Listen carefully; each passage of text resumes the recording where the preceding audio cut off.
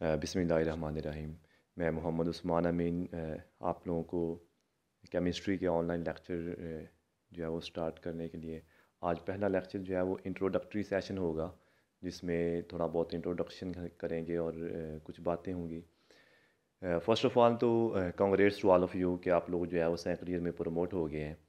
और I think ये बहुत आप लोगों के लिए चांस है, एक अपॉर्चुनिटी है, क्योंकि जब मैट्रिक के बाद स्टूडेंट फर्स्ट ईयर में आता है तो उसे कुछ चीज़ों का पता नहीं होता, उसे ये नहीं पता होता कि कैसे चीज़ों को टैकल करना है, कैसे याद करना है, क्या कुछ पेपर उसको परफॉर्म करना नहीं आता होता। काफ़ी फैक्टर्स होते हैं जिसकी वजह से उसके जो फर्स्ट ईयर के मार्क्स होते हैं वो उतने नहीं आ पाते जितने वो एक्सपेक्ट कर रहा होता है। तो अब आप लोगों के फर्स्ट ईयर के पेपर नहीं हुए, आप लोगों के जो सेकंड ईयर के होने हैं, तो उस हिसाब से आपको फर्स्ट ईयर के मार्क्स दे दिए जाएंगे, या जो भी उनकी गवर्नमेंट की पॉलिसी होगी उसके मुताबिक आपको जो है वो बता दिया जाएगा। लेकिन आप लोगों के पास एक बहुत अच्छा चांस है। अगर कोई फर्स्ट ईयर में वीक था, या उसे पता था कि उसके इतने अच्छे मार्क्स नहीं आ सकते, तो ये उसके लिए गोल्डन चांस है कि वो अपने आप को अगेन अपना एक गोल सेट करे, और स्ट्रगल करे, हार्ड वर्किंग करे, ताकि वो एक अच्छे मार्क्स ले सके। आप लोग जो है वो गवर्नमेंट कॉलेज हुजरा में पढ़ रहे हैं, आप लोगों को बहुत अच्छी फैकल्टी मिली हुई है, सारे आपके पास टीचर्स हैं, वो आप लोगों को लेक्चर्स दे रहे हैं, आप लोग उम्मीद है घर में भी कुछ ना कुछ पढ़ रहे होंगे। तो आप लोगों के पास ये बहुत अच्छा चांस है कि आप अपने आप को प्रूव करें, हार्ड वर्किंग करें, और सेकंड ईयर में बहुत अच्छे मार्क्स लें। ठीक है, तो इस वजह से ये आप लोगों के पास एक गोल्डन अपॉर्चुनिटी है, इससे फ़ायदा उठाएं। मैं आप लोगों को सेकंड ईयर की केमिस्ट्री जो है उसको वो पढ़ाऊँगा। बेसिकली जो सेकंड ईयर की केमिस्ट्री है उसके 2 से 3 पार्ट्स हैं। टोटल जो है वो इसके 16 चैप्टर्स हैं, जिसमें एक पार्ट जो है वो इनऑर्गेनिक केमिस्ट्री का है, एक ऑर्गेनिक केमिस्ट्री का है, और कुछ जो है वो इन्वायरमेंटल केमिस्ट्री है, और कुछ इंडस्ट्रियल केमिस्ट्री है। जो इनऑर्गेनिक केमिस्ट्री है वो चैप्टर 1 से लेके 6 तक है, जिसमें पीरियोडिक टेबल की डेवलपमेंट के बारे में और उसकी फैमिलीज़ के बारे में बताया हुआ है, उनकी प्रिपरेशन, उनकी प्रॉपर्टीज़ वगैरह, सारा कुछ पीरियोडिक टेबल के रिलेटेड ही है। फिर आगे चैप्टर नंबर 7 से लेके चैप्टर नंबर 14 तक आपकी ऑर्गेनिक केमिस्ट्री है। ठीक है, जिसमें डिफरेंट फंक्शनल ग्रुप्स हैं, ऑर्गेनिक केमिस्ट्री का इंट्रोडक्शन है, आगे उनकी प्रिपरेशन है, उनके रिएक्शंस हैं, ये सब कुछ जो है इसमें है। उसके बाद आगे चैप्टर नंबर 15 में जो है वो कुछ जो है वो इंडस्ट्रीज़ के रिलेटेड कुछ टॉपिक्स हैं, और चैप्टर नंबर जो 16 है उसमें जो है वो आप लोगों का इन्वायरमेंटल केमिस्ट्री है, जिसमें हम इन्वायरमेंट के बारे में कुछ ना कुछ जो है वो रीड करेंगे। मैं आप लोगों को जो सबसे पहले स्टार्ट करवाऊंगा वो ऑर्गेनिक केमिस्ट्री का पार्ट स्टार्ट करवाऊंगा, क्योंकि ऑर्गेनिक केमिस्ट्री का पार्ट ज़्यादा है, और फिर दूसरा इसमें जो है वो काफ़ी पेपर आता है एज़ कम्पेयर टू बाकी पोर्शंस के। तो पहली तो बात ये है कि आप लोग अपने जो बाकी दोस्त हैं, जो फ्रेंड्स हैं, उनको ज़्यादा से ज़्यादा उनको इन्फॉर्म करें, उनको बताएं कि हमारी जो है ऑनलाइन क्लासेस हो रही हैं, उनको ग्रुप ज्वाइन करवाएं, या किसी तरीके उन्हें लेके आएँ ताकि वो इन क्लासेस को ज्वाइन करें और अपना जो है उनका बेनिफिट हो। क्योंकि जितने ज़्यादा स्टूडेंट्स होंगे, टीचर को भी मोटिवेशन मिलती है, और फिर क्वेश्चनिंग भी आप लोग करेंगे, सब कुछ होता रहेगा, तो उनका बेनिफिट भी हो जाएगा। तो बाकियों को भी बताएं, जो रह के हैं, जो ऑलरेडी ग्रुप में हैं, जो सुन रहे हैं, तो ये बाकी लोगों को बताएं कि हमारे लेक्चर्स हो रहे हैं, और साथ साथ अपनी जो है वो प्रिपरेशन जारी रखें। ऑर्गेनिक केमिस्ट्री जो है इसका आज हम इंट्रोडक्शन करेंगे। ठीक है, तो ऑर्गेनिक केमिस्ट्री चैप्टर नंबर 7 से स्टार्ट होती है। तो सबसे पहले हमें ये पता होना चाहिए कि ऑर्गेनिक केमिस्ट्री है क्या। ठीक है, ऑर्गेनिक केमिस्ट्री जो ये केमिस्ट्री की एक ऐसी ब्रांच है जिसमें हम ऑर्गेनिक कंपाउंड्स को डील करते हैं। ठीक है, the branch of chemistry which deals with the study of organic compound is called organic chemistry. ठीक है, ये ऑर्गेनिक केमिस्ट्री जो है यहाँ पे लिखा हुआ है वर्ड, इसकी डेफिनेशन जो है वो मैंने आपको बता दी है कि ऐसी केमिस्ट्री की वो ब्रांच जो ऑर्गेनिक कंपाउंड को डील करती है, उसको हम कहते हैं कि वो ऑर्गेनिक केमिस्ट्री है। ठीक है, उसके बाद हम आगे देखते हैं कि ऑर्गेनिक कंपाउंड्स क्या होते हैं। ठीक है, ऑर्गेनिक कंपाउंड जिनको ऑर्गेनिक केमिस्ट्री डील करती है वो कौन कौन से होते हैं। तो पहले ये कंसीडर किया जाता था कि जो ऑर्गेनिक कंपाउंड है वो सिर्फ़ और सिर्फ वही होते हैं ठीक है।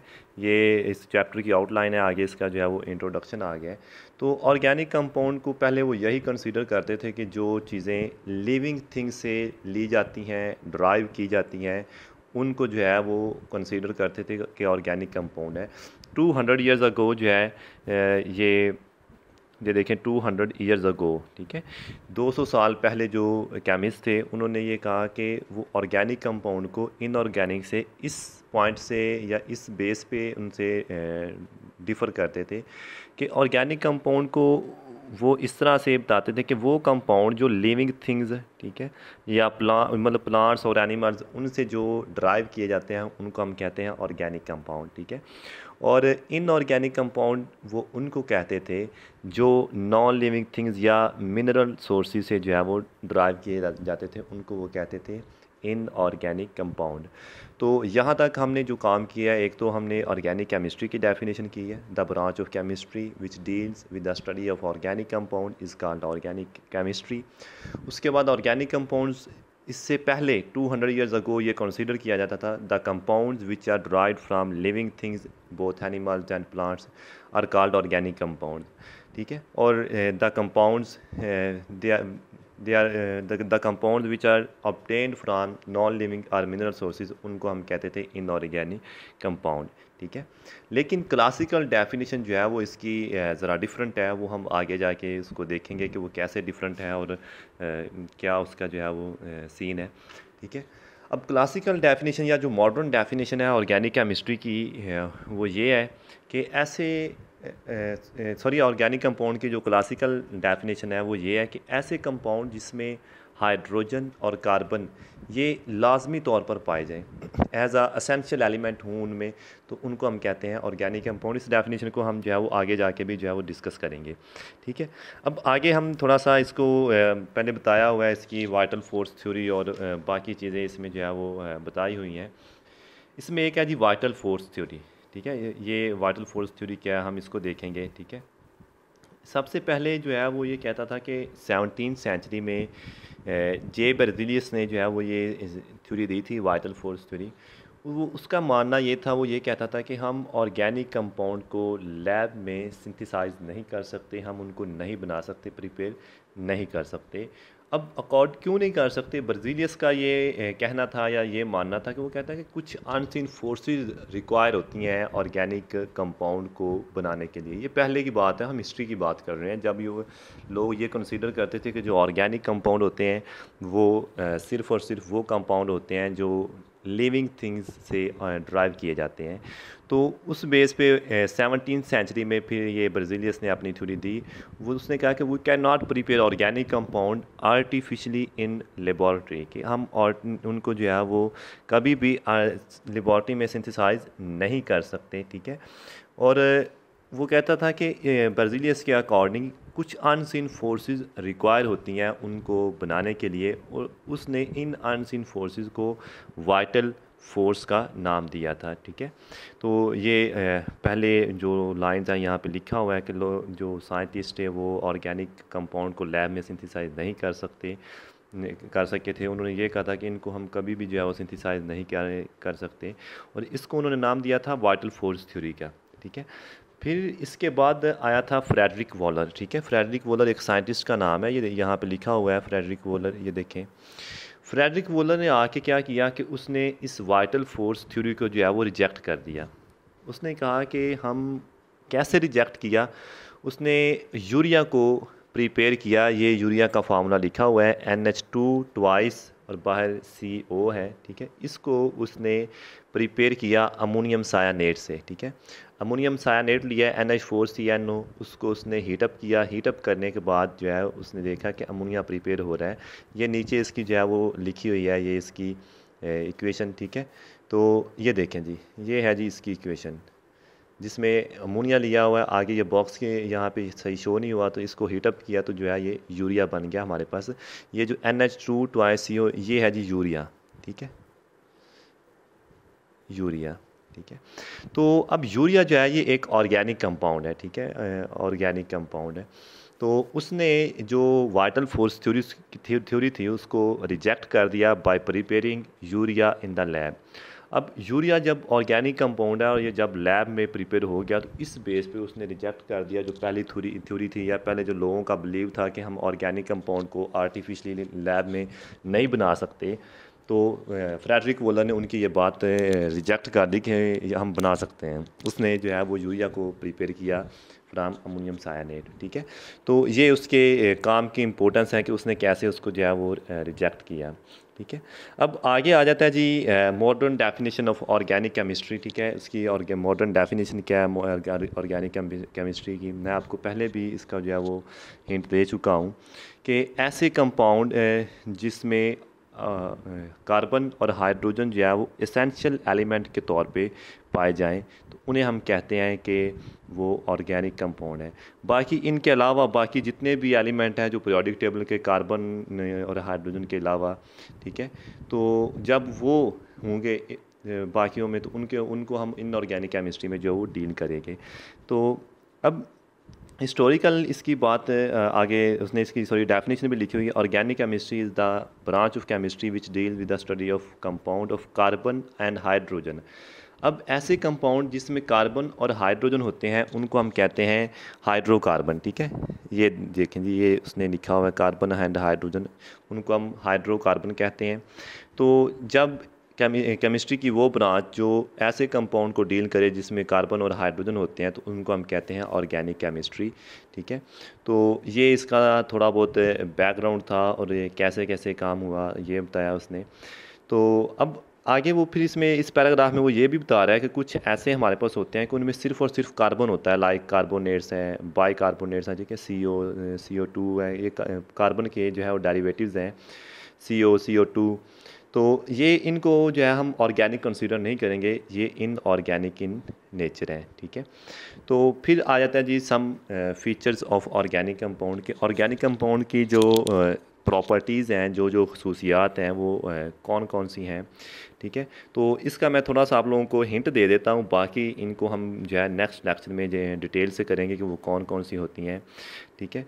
आपको याद हो पिछले क्लास में फर्स्ट ईयर में हमने जब चैप्टर नंबर 6 किया था जिसमें हमने बॉन्डिंग की थ्योरीज पढ़ी थी, और चैप्टर नंबर 5 में हमने इलेक्ट्रॉनिक कन्फिग्रेशन पढ़ी थी। उसमें हमने देखा था कार्बन की एक ग्राउंड स्टेट इलेक्ट्रॉनिक कन्फिग्रेशन होती है, इसी तरह फिर उसकी जो है वो एक्साइटेड स्टेट इलेक्ट्रॉनिक कन्फिग्रेशन होती है। तो कार्बन जो है ये 4 बॉन्ड्स बना सकता है, इसकी जो वैलेंसी होती है वो 4 होती है, ठीक है।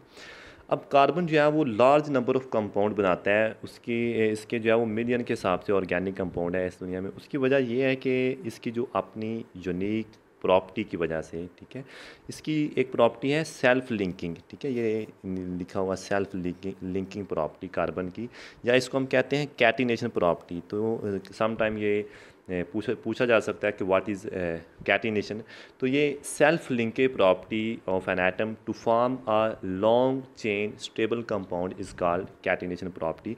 तो कार्बन के पास ये कैटिनेशन प्रॉपर्टी है कि ये सेल्फ लिंकेज कर सकता है। कैसे कर सकता है? इस तरह से ये कार्बन है, ठीक है, ये बॉन्डिंग कराएगा, फिर कार्बन, फिर बॉन्डिंग, इस तरह ये एक लंबी चेन बना लेगा, ठीक है। ये तो इस प्रॉपर्टी को हम कहते हैं सेल्फ लिंकेज प्रॉपर्टी या कैटिनेशन प्रॉपर्टी। तो कार्बन इन एक लंबी जो चेन बना देता है और वो स्टेबल कंपाउंड होते हैं। तो इस प्रॉपर्टी को हम कहते हैं कि ये होता है जी कैटिनेशन प्रॉपर्टी, ठीक है। तो इस बेस पे जो आपके पास कार्बन होता है उसका पिकुलर बिहेवियर है, और इसकी जो कार्बन की जो होती है हाइब्रिडाइजेशन कौन सी होती है और ये कैसे बॉन्डिंग करता है, ये हम फर्स्ट ईयर में पढ़ चुके हैं, ठीक है। तो इस बेस पे इसकी जो है वो लार्ज नंबर ऑफ कंपाउंड होते हैं, और ऑर्गेनिक कंपाउंड बहुत ज़्यादा अब तक जो है वो बन चुके हैं ड्यू टू दिस प्रॉपर्टी, ठीक है। उसके बाद आगे जो है वो है जी non ionic character of organic compound. जो ऑर्गेनिक कंपाउंड होते हैं ये बेसिकली होते हैं कोवलेंट कंपाउंड। अब एक होते हैं आयनिक कंपाउंड, एक कोवलेंट कंपाउंड होते हैं। ये हम चैप्टर नंबर 4 जो है वहाँ पे पढ़ के आए हुए हैं, आयनिक बॉन्ड और फिर आयनिक कंपाउंड कौन से होते हैं, कोवलेंट बॉन्ड और कोवलेंट कंपाउंड कौन से होते हैं। तो कोवलेंट बॉन्ड ऐसा बॉन्ड जो इलेक्ट्रॉन्स की म्यूचुअल शेयरिंग की वजह से बनता है, उसको हम कहते हैं कोवलेंट बॉन्ड। उसकी जो एग्ज़ाम्पल्स हैं वो हम करके आए हुए हैं, ठीक है। H2 है जो इसके बिटवीन बॉन्ड होता है, इस तरह का जो बॉन्ड होगा, ठीक है, H और H, ये जो बॉन्ड है ठीक है। ये बनता है इलेक्ट्रॉन की शेयरिंग की वजह से, इसको हम कहेंगे कि ये कोवलेंट बॉन्ड है, जो इलेक्ट्रॉन की एक इलेक्ट्रॉन इस कार्बन का है और एक इलेक्ट्रॉन जो है वो इस कार्बन का है। ठीक है, ये देखें, एक इलेक्ट्रॉन इसका है और एक इलेक्ट्रॉन इसका है। ये आपस में शेयरिंग करके जो है बॉन्ड बना रहे हैं, तो इसको हम कहते हैं कि ये कोवलेंट बॉन्ड है। तो इसके नतीजे में जो कंपाउंड बनते हैं उनको हम कोवलेंट कंपाउंड कहते हैं। उनकी प्रॉपर्टीज़ हम पीछे पढ़ के आए हुए हैं। तो फिर हमने ये भी देखा था कि लाइक डिज़ोल्व लाइक, जो आयनिक होते हैं वो आयनिक में डिज़ोल्व होते हैं और जो कोवलेंट होते हैं तो ये और वो कोवलेंट में होते हैं। तो अब इनकी कोवलेंट नेचर है ऑर्गेनिक कंपाउंड की, या हम इसको नॉन आयनिक नेचर भी कह सकते हैं। इसी वजह से ये आयनिक रिएक्शंस नहीं देते। तो ये इनकी जो है वो एक थी प्रॉपर्टी। ठीक है, अब आगे हम जो है वो थोड़ा सा इसका देखते हैं सिमिलरिटी इन बिहेवियर। ठीक है, ये क्या है? वो ये कहता है कि जो ऑर्गेनिक कंपाउंड है ये ज़्यादातर इनका सिमिलरिटी इनमें होती है, ये एक दूसरे के जो है काफ़ी इनमें क्लोज रिलेशनशिप होता है। हम आगे जाके इनकी होमोलोगस सीरीज़ देखेंगे, जिसमें हम देखेंगे methane, ethane, propane, butane, pentane, hexane. सिर्फ एक दो एटम्स का डिफरेंस होगा और वो कंपाउंड चेंज होते जाएंगे, उनमें बड़ी सिमिलरिटी होगी। हम उनको फैमिलीज़ का नाम देंगे, हम आगे जाके जो है इस चीज़ को डिस्कस करेंगे। इसी वजह से जो है सिमिलरिटी इन बिहेवियर जो है, इसी की वजह से जो है वो जो मिलियन कंपाउंड्स हैं, मिलियंस हैं या इससे भी ज़्यादा जो कंपाउंड है, उनको हमने इतने ज़्यादा कंपाउंड को एक थोड़ी सी सीरीज़ में लेके आ गए हैं। हम एक सीरीज़ बना लेते हैं, उसमें हम एक तरह की नेचर के सारे कंपाउंड को रख लेते हैं और उनकी जो प्रॉपर्टीज़ होती हैं, उनके रिएक्शन जो होते हैं वो एक जैसे ही होते हैं। ठीक है, फिर हम दूसरी सीरीज़ बना लेंगे, उसमें दूसरी नेचर वाले रख देंगे। तो इस तरह हमने बहुत ज़्यादा कंपाउंड को एक स्मॉल जगह पे इकट्ठा करके उनके वो हमने स्टडी कर लिया। वैसे तो बहुत मुश्किल काम था, डिफ़िकल्ट टास्क था इतने ज़्यादा कंपाउंड को स्टडी करना। तो होमोलोगस सीरीज़ बना के, मतलब इसको हम सिंपल वे में ये कह सकते हैं कि उनकी डिफरेंट फैमिलीज़ बना के, उनको डिफरेंट ग्रुप्स में डिवाइड करके हमने उनकी जो है वो एक पूरे ग्रुप की एक प्रॉपर्टीज़ हम जनरली बता देते हैं कि इसकी ये प्रॉपर्टीज़ होंगी। उसमें फिर जो जो कंपाउंड आएंगे उनकी प्रॉपर्टीज़ भी आलमोस्ट वही होंगी। तो इस बेस पे सिमिलरिटी इन बिहेवियर की वजह से उन्हें जो है वो काफ़ी हेल्प हुई है साइंटिस्ट को उनको स्टडी करने में। तो आज का लेक्चर जो है, एक तो इंट्रोडक्शन था थोड़ा बहुत ऑर्गेनिक केमिस्ट्री का, और आगे उनकी थोड़ा जो प्रॉपर्टीज़ हैं। तो आप अपने बाकी जो दोस्त हैं उनको बताएं और लेके आएँ। बाकी इंशाल्लाह हम कल इसकी प्रॉपर्टीज़ करेंगे और आगे जो कुछ भी होगा उसको साथ साथ जो है वो डिस्कस करते रहेंगे। तो आज के लिए इतना ही है। अल्लाह हाफिज़।